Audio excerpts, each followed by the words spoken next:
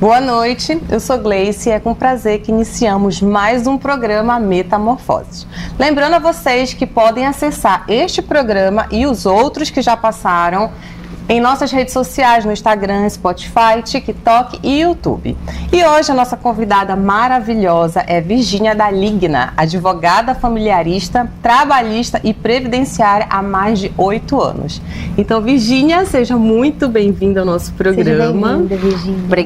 Obrigada pelo convite, é um prazer estar aqui. Eu espero poder contribuir com essa participação e que seja realmente um momento de extrema colaboração aí para retirar qualquer dúvida que tivermos. Obrigada, Virgínia.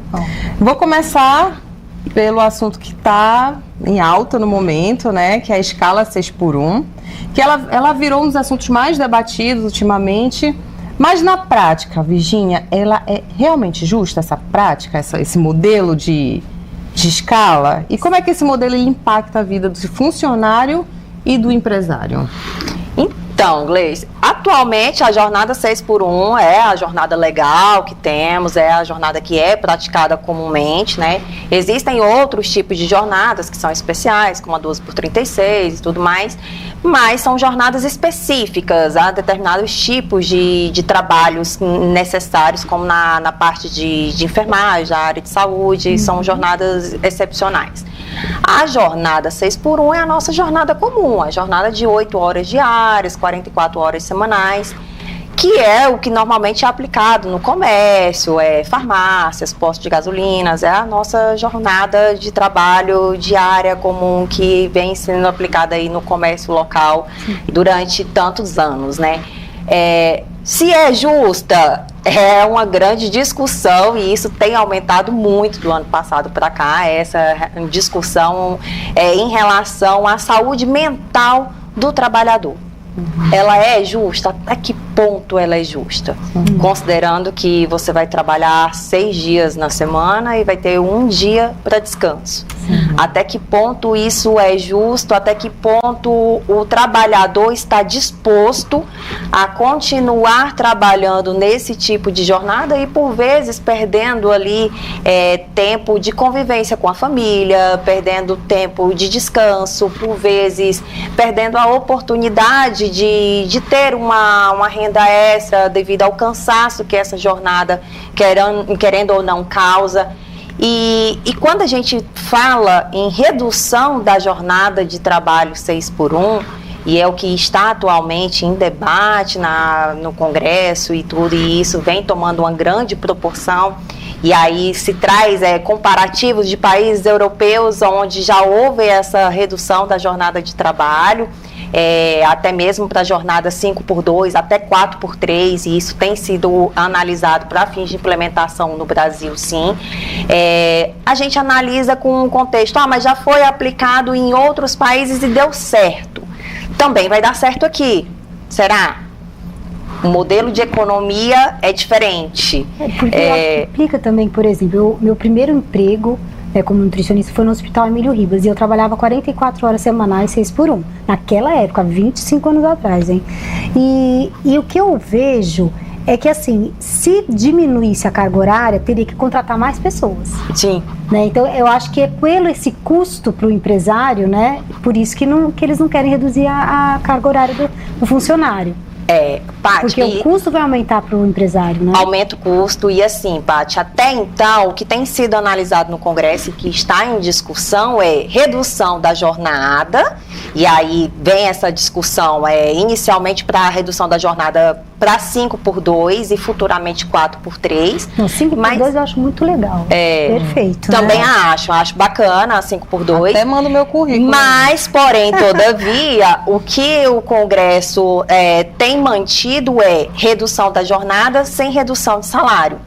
E aí é onde há um contraponto, porque o setor empresarial, por outro lado, aponta, ok, a gente não pode reduzir salários, vai haver redução da jornada, consequentemente a gente diminui a produção. E vai encarecer a folha, porque vai ser necessário contratar mais pessoas para poder cobrir essa jornada. E se diminuir o salário, o empregador vai procurar outro emprego.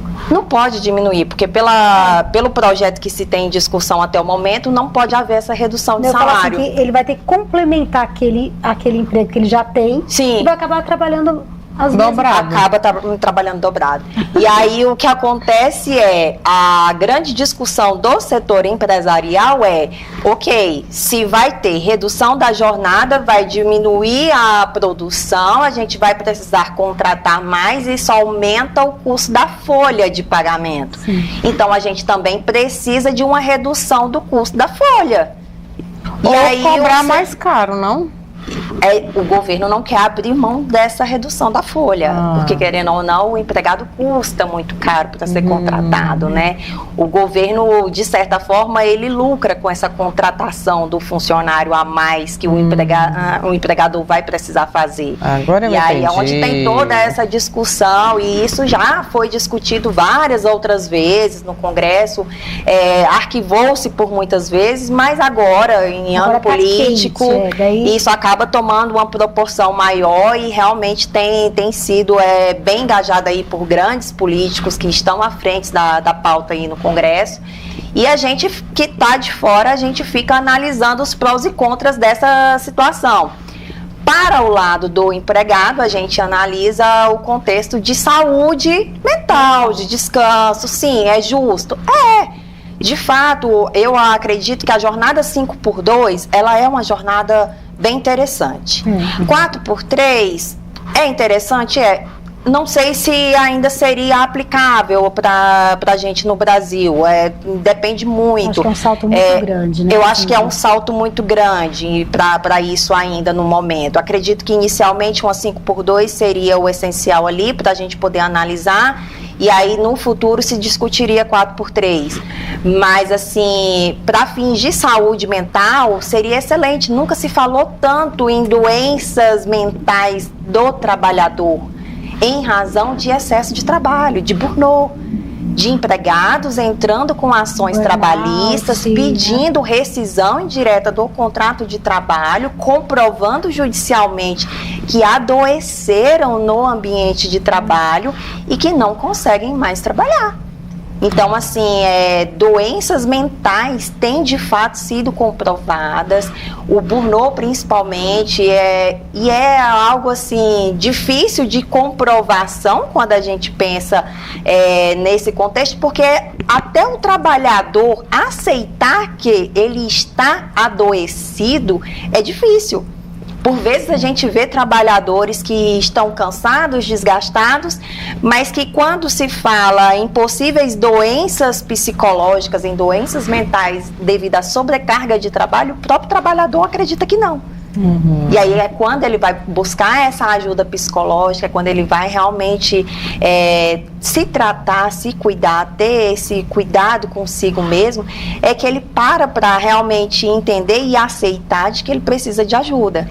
E vem todos esses pormenores e essas questões psicossociais que acabam sendo levadas ao judiciário. E aproveitando, Virgínia, esse ponto que você falou sobre a saúde mental, eu quero entrar aqui no assunto sobre pessoas que têm problemas mentais, autismo, deficiência física, que elas têm direito a um benefício do governo, mesmo sem nunca ter contribuído com o INSS.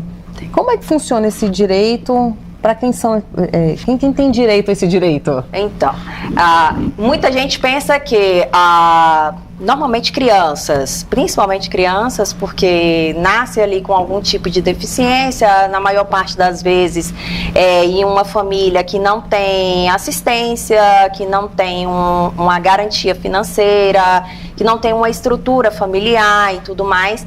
E aí, por vezes, aquela pessoa pensa, não, meu filho nasceu com deficiência, não sei como que vai ser a vida daqui para frente, vou precisar me sacrificar para cuidar dele.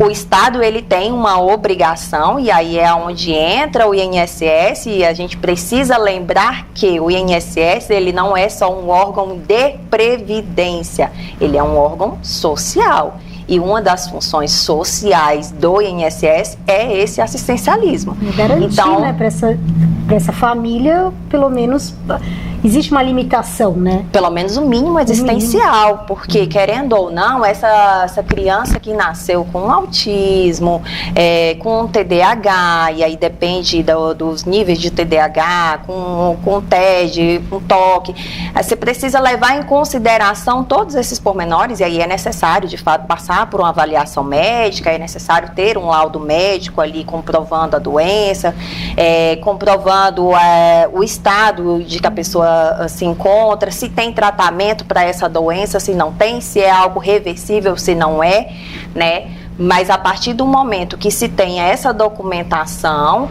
é possível dar a entrada no INSS por meio de um procedimento administrativo requerendo esse benefício, e em caso de negativa, é possível a judicialização disso para garantir esse benefício, sim. Né? Não só para fins de deficiências físicas, né? Como também de deficiências neurodivergentes, né? No caso de neurodivergentes, isso também é possível. E tanto criança quanto adulto? Tanto criança quanto adulto, e a gente tem muitos adultos hoje que estão sendo diagnosticados como neurodivergentes sem saber. Pessoas hoje com 30 anos que nunca imaginaram que foram neurodivergentes, que nasceram neurodivergentes, porque a neurodivergência não é algo que se adquire, é algo que se nasce neurodivergente, né? E agora, já aos 20, 30 anos, é que estão tendo diagnóstico e têm direito ao benefício, sim. Que bom, que bom. Eu queria falar essa pergunta. Sim. Que eu vi na rede social, me lembra assim os detalhes, mas que achei muito interessante, que uma avó, ela pagou durante acho que 5 anos ou 6 anos para a netinha uma escola particular, talvez até uma escola bilíngue, bem assim, com um valor bem salgado. E daí, de repente, ela aposentou, reuniu com a nora e o filho e virou para os dois e falou assim: olha, eu não consigo mais pagar para minha netinha. E daí o que aconteceu? A nora foi lá e foi na justiça contra a sogra.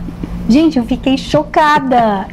Falei assim, como assim? Ela a vida toda ajudou e ela ainda deu a explicação. Olha, eu não posso ajudar porque agora ficou apertado pra mim, eu sou uma aposentada. Sim. E de repente a nora vai lá, isso pode acontecer? Você é responsável por tudo aquilo que você cativa?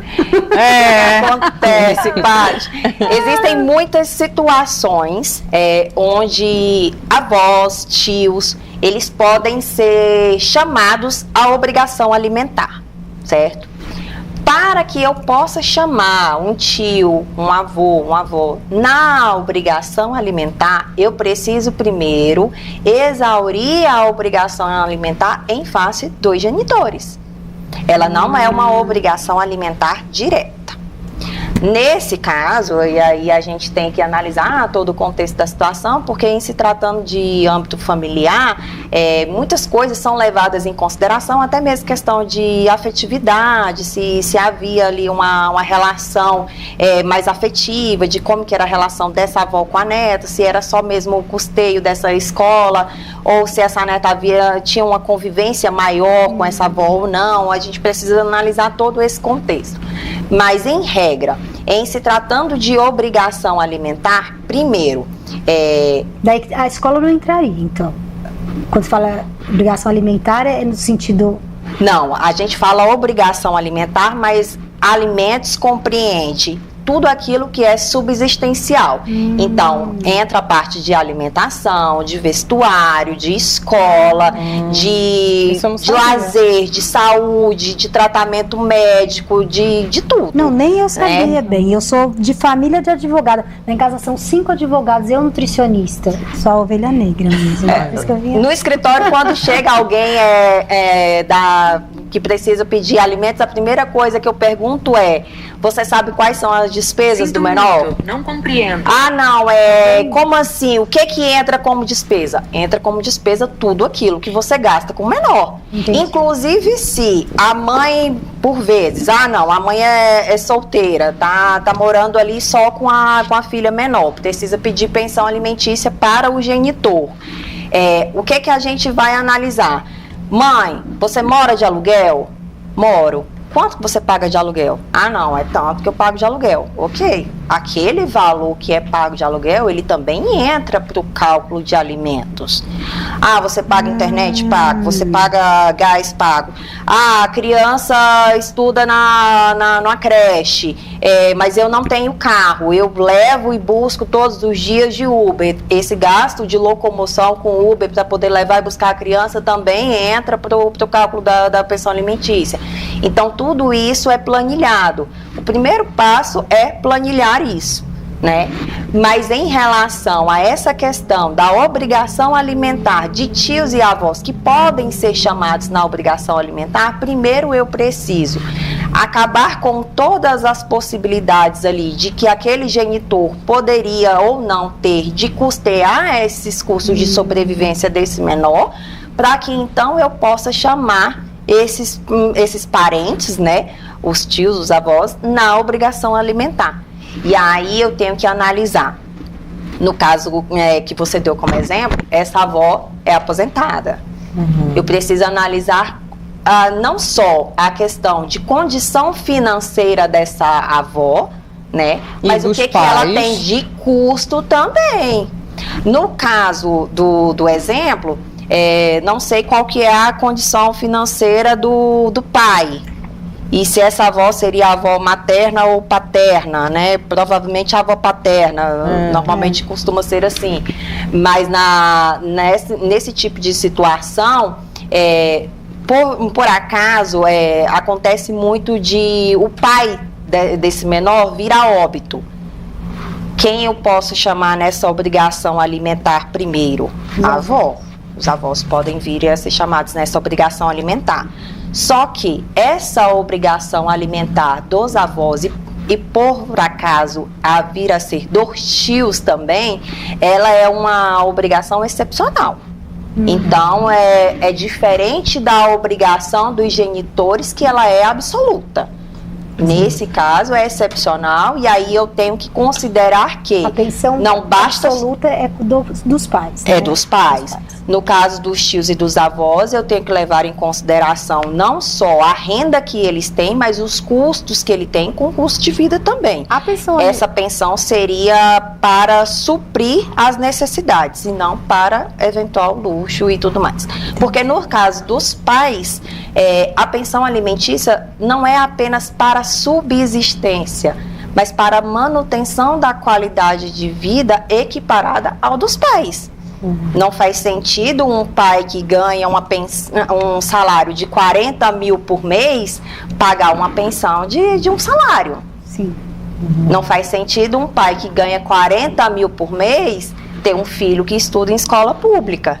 Ele precisa manter o padrão de vida dessa criança também de acordo com o padrão de vida que ele, pai, tem. Agora, o pai e a mãe, quando eles têm a guarda compartilhada, um sempre tem que pagar a pensão alimentícia?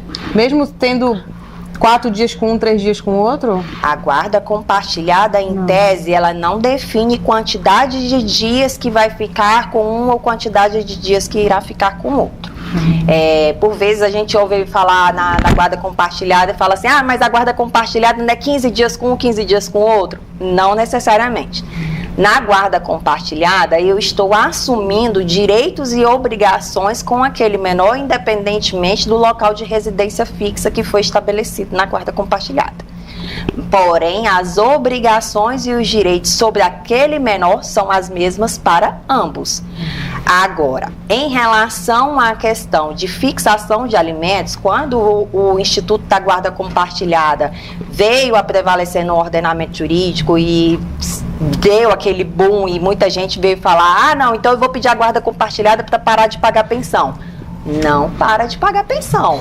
Uma coisa é se ter a guarda compartilhada, onde você vai ter direitos e deveres, onde você está assumindo essa obrigação. Outra coisa é a sua obrigação, enquanto genitor, de custear os custos de sobrevivência desse menor. Muito boa essa Então, informação. uma coisa não tem a ver com a outra. Ter direito à guarda compartilhada não vai eximir pagamento de pensão alimentícia.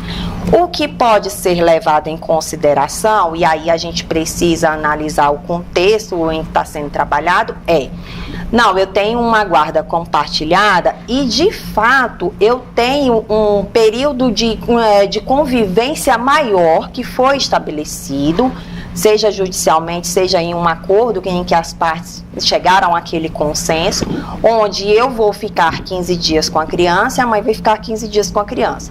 Se antes eu pagava valor X de pensão, mas eu só via a criança 2 dias no mês, e agora eu estou assumindo 15 dias, podemos analisar possível redução da pensão?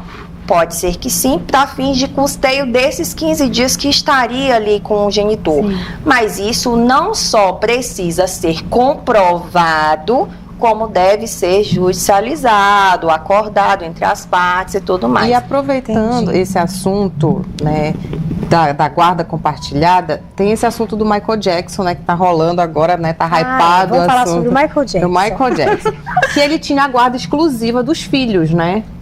E enquanto ele estava vivo, só que eu acho que era um acordo entre os pais. É possível um dos pais ter a guarda exclusiva sem ter um acordo?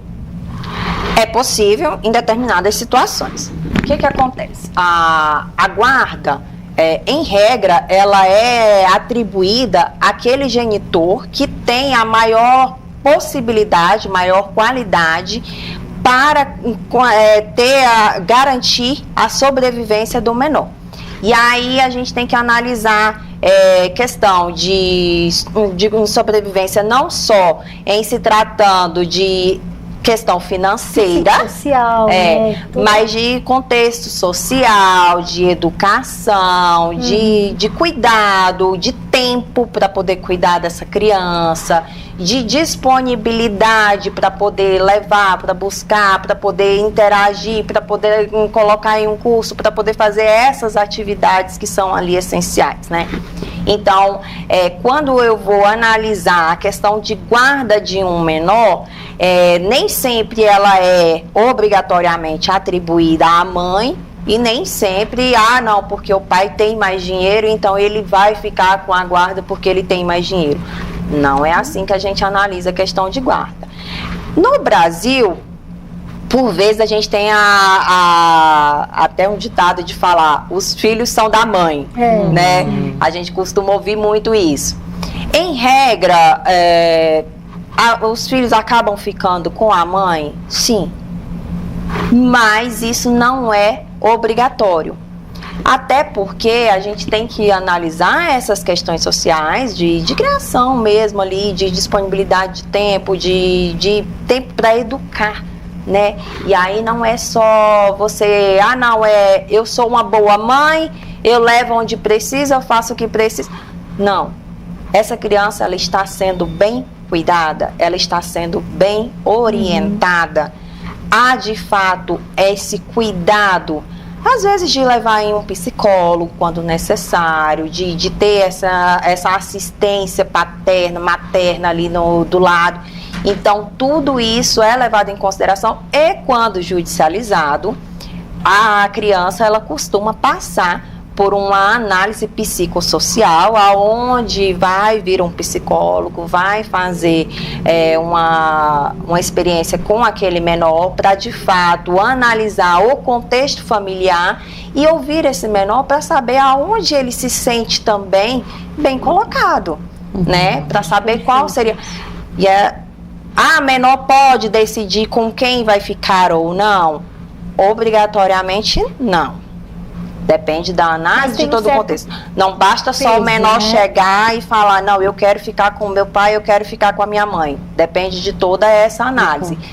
Tem peso o que ele fala para um psicólogo que é nomeado pelo juízo quando isso é feito judicialmente? Sim, porque vai depender de toda essa análise psicossocial para a definição da guarda, né? Então, é de fato analisar todas essas questões, até porque você tem que analisar também o contexto onde essa criança está sendo inserida. Por vezes, o pai tem uma condição financeira maior, melhor para poder cuidar dessa criança, mas às vezes tem um convívio social conflituoso, às vezes um pai ambiente... trabalha demais, não tem tempo para ficar com a criança. Trabalha demais, não tem tempo para ficar com a criança, acaba terceirizando isso de alguma forma, ou é um ambiente social regado a muito álcool, muito conflito. Então, tudo isso é analisado e, quando judicializado, é feita essa análise psicossocial para que, então, possa ser definida a guarda dessa criança. Perfeito. Perfeito, Nossa, querida. Nossa, que muita informação, muito bom, gente. muito bom, viu, Virginia? Você trouxe coisas práticas, coisas rotineiras, né, do nosso dia a dia. A gente vê, né, em várias famílias, na nossa família, tendo essas dúvidas. E a gente tem a nossa última pergunta, né, que é para saber em qual fase da metamorfose você se encontra. Que pergunta, hein? Acho que essa é a mais difícil. Você pode falar profissionalmente ou mesmo emocionalmente? Essa é a pergunta mais difícil, porque assim, eu acho que eu já me encontrei em muitas fases de metamorfose e talvez essa seja a mais difícil de todas, que é a fase onde você tenta encaixar a vida profissional na vida pessoal e você quer evoluir muito em todas elas e você sabe que você precisa passar por esse processo evolutivo, mas que isso precisa ser equilibrado, para que isso não acabe se tornando um peso, nem de um lado, nem de outro. Então, de fato, a minha fase de metamorfose é de construção. É de construção, é de equilíbrio, é de autoconhecimento, é de fazer acontecer, mas de fazer acontecer em ambas os setores da vida, mas com muita responsabilidade, com muita honestidade, com muita vontade daquilo que está sendo feito, daquilo que eu estou construindo. Maravilha, nossa, que lindo! Muito lindo. Ai, obrigada, Virginia, por você ter vindo. Que dama de conhecer. Obrigada, muito bem-vinda ao nosso programa. Nossa, muita informação, né, gente? Adorei, mas vamos lá. A gente vai para um breve intervalo e daqui a pouco a gente chega com um convidado muito especial, o Júnior Gel. Não sai daí.